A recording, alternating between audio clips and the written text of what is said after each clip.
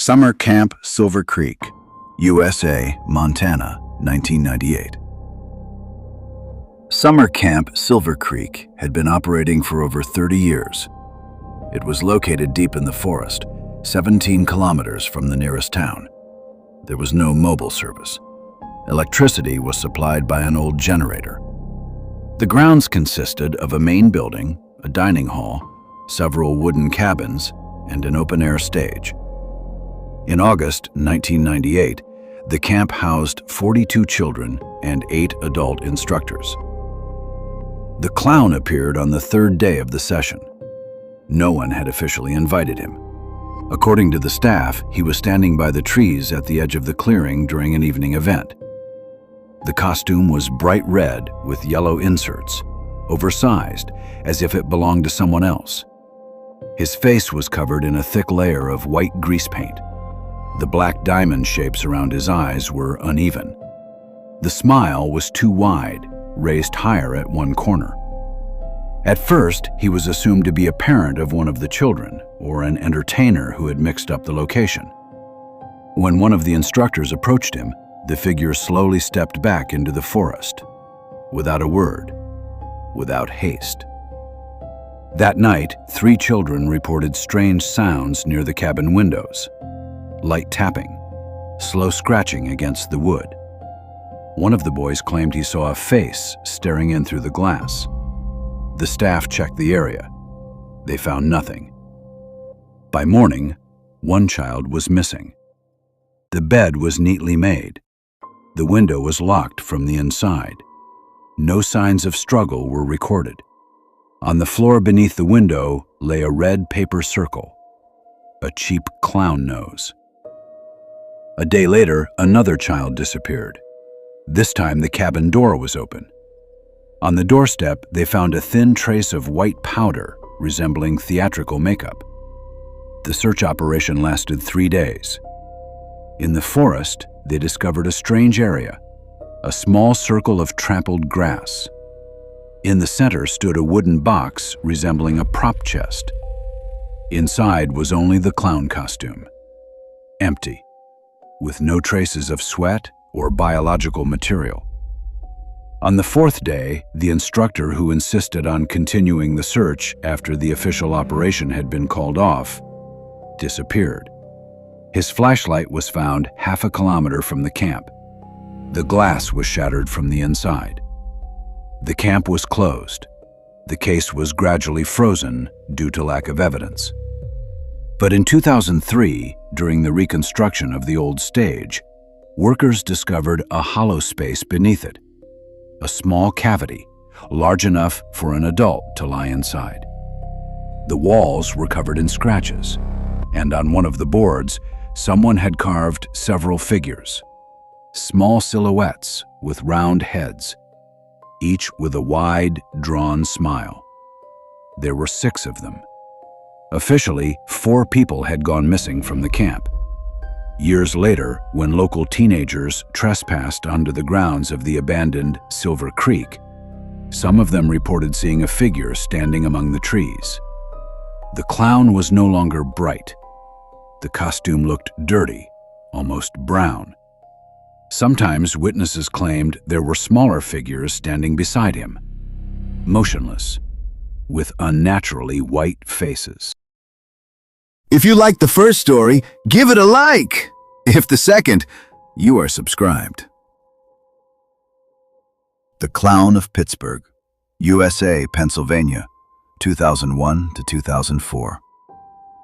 Between 2001 and 2004, 7 children between the ages of 8 and 13 disappeared in the suburbs of Pittsburgh.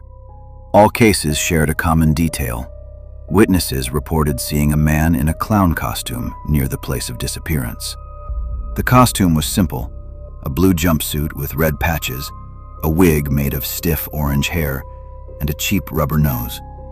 His face was covered with white paint, over which a crude red smile was drawn. The makeup looked amateurish, but it was always the same. He worked carefully. He appeared during the day in parks, near school playgrounds, and at fairs. He did not harass the children. He only performed simple tricks, juggled, and handed out balloons. He created a sense of familiarity. Several weeks after the first contact, the child would disappear. In all cases, the disappearances occurred within a 3-kilometer radius of abandoned industrial buildings, warehouses, and old auto repair shops. At first, the police did not connect the incidents. The clown costume was considered a coincidence or an urban legend. The turning point came in 2004, when a 10-year-old boy managed to escape. He was found at night on the side of the road. The child was disoriented, with marks of binding on his wrists. According to his testimony, the clown lured him into an old warehouse by promising to show him a room of tricks. Inside the building, there was an improvised stage, old spotlights, a chair in the center, and a video camera on a tripod. During the warehouse search, police discovered a basement room. Inside were foam soundproofing panels, metal rings fixed into the concrete floor, fragments of children's clothing, and video recordings. The recordings contained extended footage of children sitting in front of the camera under bright light. The clown forced them to smile. In some shots, he stood behind them, resting his hand on the victim's shoulder. The bodies of 4 children were found in an abandoned mine outside the city. 3 remain missing. The suspect was arrested 2 weeks after the warehouse search. He was a 38-year-old electrician who worked temporary contracts in schools and shopping centers. He did not resist arrest. In his garage, 3 identical clown costumes were stored, carefully washed and folded into plastic containers. On the shelves were dozens of photographs of children taken from a distance. A psychiatric evaluation diagnosed him with pronounced narcissistic disorder and an obsessive fixation on the image of a performer who will be remembered. In 2006, he was sentenced to life imprisonment without the possibility of parole. The clown costume was kept as evidence. A year later, one of the prison guards filed a report about a strange incident. During a night round, he saw the convict standing by the cell door. The man's face was covered in a white substance. An inspection revealed it was toothpaste. He had drawn the red smile with his own blood. During a search of the cell, dozens of drawn clown faces were discovered on the walls. The smiles were different, but in every drawing, the eyes were completely shaded in black. The Clown of Interstate I-70, USA, 2013 to 2015. The first reports appeared in the summer of 2013 in the state of Missouri. Drivers traveling along Interstate I-70 at night began reporting a strange figure on the roadside. The figure stood far from gas stations or populated areas, in dark stretches between tree lines and open fields. The clown was dressed in a bright costume with wide orange pants and a green jacket. The makeup looked unusually fresh, as if it had just been applied. The red nose gleamed in the headlights. He never waved. He never asked for help. He never tried to stop a car. He simply stood facing the road. Several drivers claimed that as they passed by, his head slowly turned, following them with his gaze. During the first few months, police found no confirmation. Surveillance cameras along that section of highway recorded nothing unusual. The first missing person case appeared in October 2013. A 22-year-old student was driving home after an evening shift. His car was found parked on the shoulder, the engine turned off, the doors closed. Inside, the keys in the ignition, the phone on the seat. On the asphalt beside the car, there were footprints. The shoe prints led from the driver's door toward a grassy area near the road. There, they stopped. The grass had been flattened into a circle about 1.5 meters in diameter, as if 2 people had been standing face to face. No body was found. In 2014, 3 more people disappeared on different stretches of the same interstate. In every case, the situation repeated. A parked car, no signs of struggle, phones left behind, footprints leading into the darkness, and then abruptly vanishing. One case contained a detail that changed the course of the investigation. A fragment of footage was recovered from a dash cam in one of the abandoned cars. At 2:38 a.m., the headlights illuminate the roadside. In the light, a clown can be seen. He stands several meters from the road. The camera captures the moment when the car stops. The driver's door opens. A man steps out. No voices can be heard on the recording, only the hum of the engine and distant wind. The driver takes a few steps toward the figure. The clown remains motionless. Then something strange happens. On the recording, the clown's shadow moves before he does. The shadow stretches forward across the grass as if separating. A second later, the camera begins to flicker. The image distorts.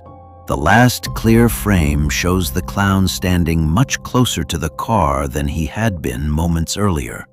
The recording cuts off. In 2015, the investigation took another turn. In a wooded strip a few kilometers from the highway, a hunter discovered an underground concrete structure, an old drainage tunnel partially buried by soil.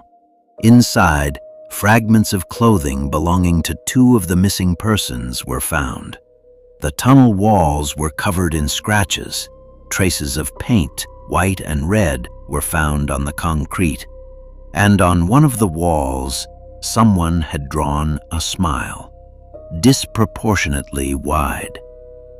Experts were unable to determine the exact date the drawing had been made.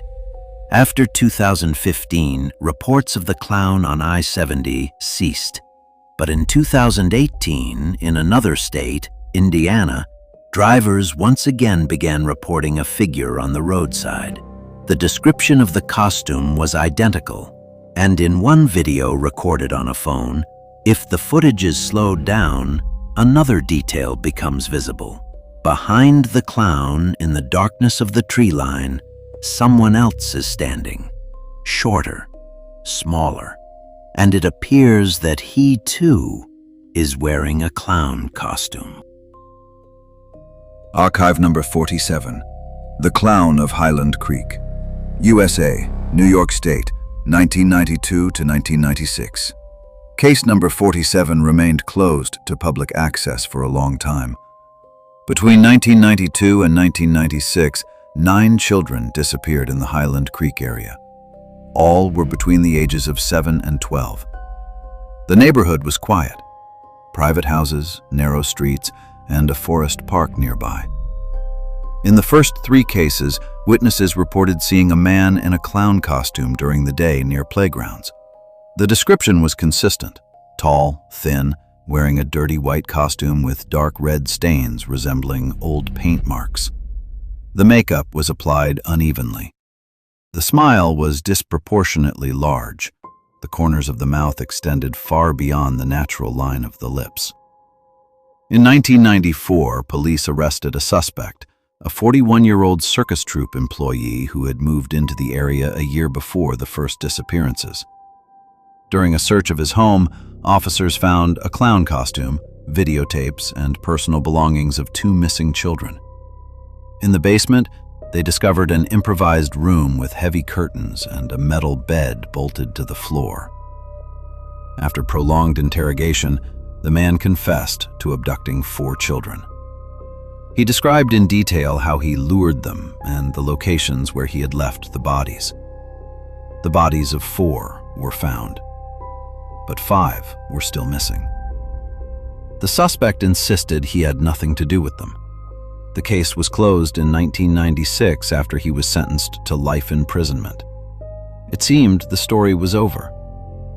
The problem was something else. In 1998, after the arrest and the complete cessation of the suspect's activities, another boy disappeared in the same area. Witnesses once again reported seeing a clown.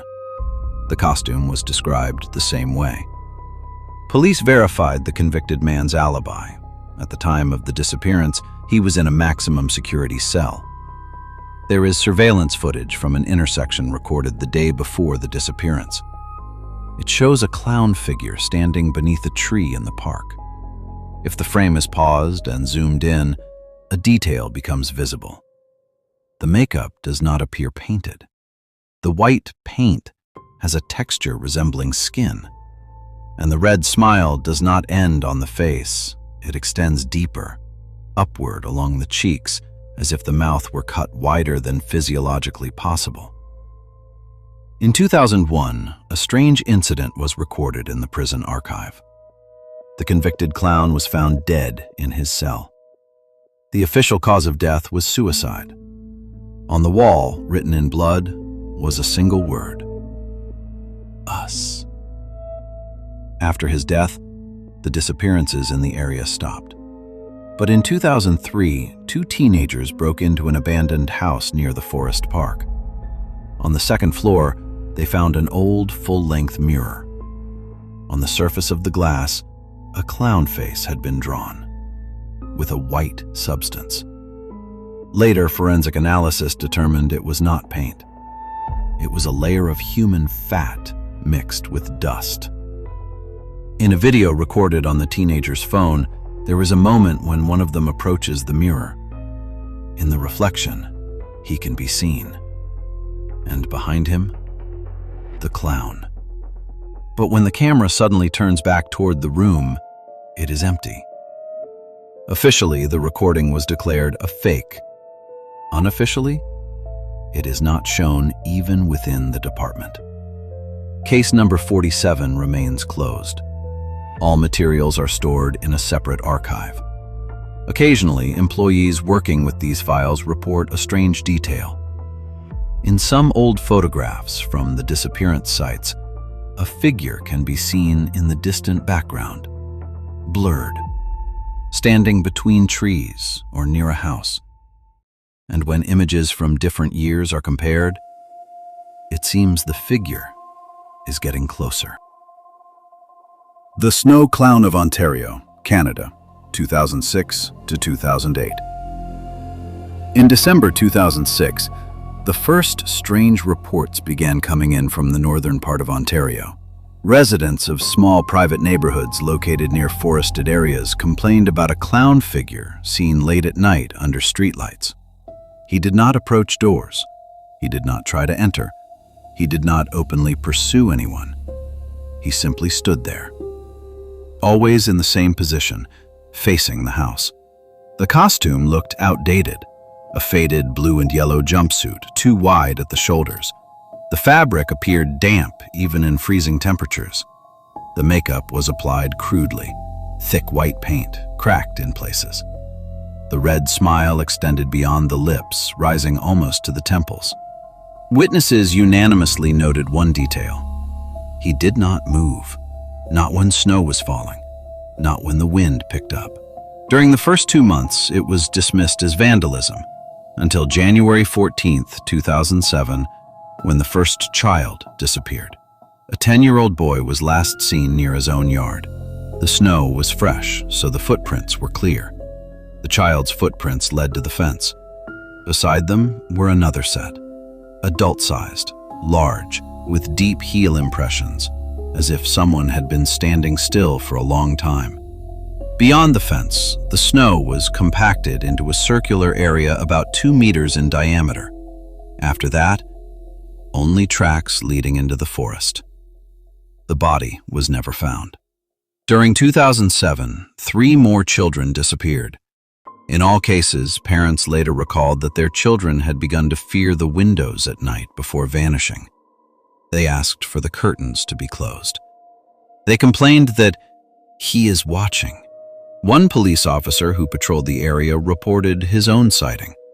Around 3 in the morning, he noticed a figure near an old street lamp at the intersection of a forest road. The figure stood beneath the light. When the patrol car approached, the clown did not run. He continued staring. The officer stepped out of the vehicle. The distance between them was about 20 meters. According to him, The air became strangely dense and cold. The sound of the engine suddenly dulled, although it was still running. When the officer took a step forward, the figure seemed to lose clarity. Its outline began to blur. A second later, no one was standing beneath the lamp, but the snow at the officer's feet was crushed, as if someone had just stood there for a long time. In 2008, the incidents stopped. They simply ceased. In 2 years, 5 missing children. No bodies, no witnesses to the abductions, no suspect. But archived surveillance photos sometimes raise more questions than answers. In one of them, a yard is captured at 2:17 a.m. Under the street lamp stands the clown. If the image is zoomed in, another detail becomes visible. There is something in his hands, long, dark, and it appears to be moving.